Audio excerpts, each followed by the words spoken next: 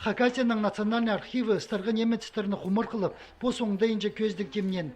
Танықтер керек, чонырына күснің көздері жарыдық 28 августа 1941 жылда алған. Архивтегі чындылырда Украинадан, Белоруссиядан паза Волга сухазының старғынырының пычықтері сумнары қайрылчалары. Қайзыларын немецтерінің үгредіглік ізлері үні тінчіп архивке сыйлы пергенер.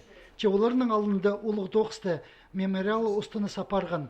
Бұл бірікстің арлысшылары республиканың правительствосы түстен бұрызы жоқ чоны ақтир комиссияздар кіріп, 90 жылырды Қызылжардағы архивтерді өткен тоғынғанар.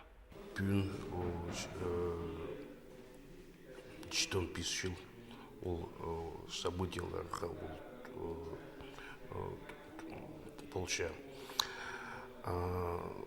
Ну и аның познавательные мероприятия, пускай документарный көзетшелер, постановлениялар, хади мундар, ол немецтер келгеннер Хакасиязар, хади постағы тусты журталынар, мұнда комендатуралар болғанар.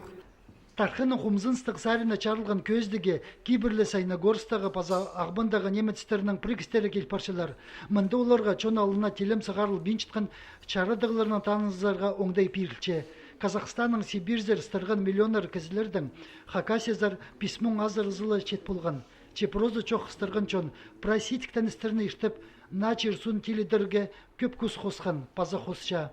Сағандық үлістік Совет Союзында пасқада чонар болғанар. Анаңар архивтың тоғынжылары көздігілерін кезекте чарып алғы дұпсқанар. Түрчетің мінді репрессия қаптырған прай чонардыңар көздік азып барар.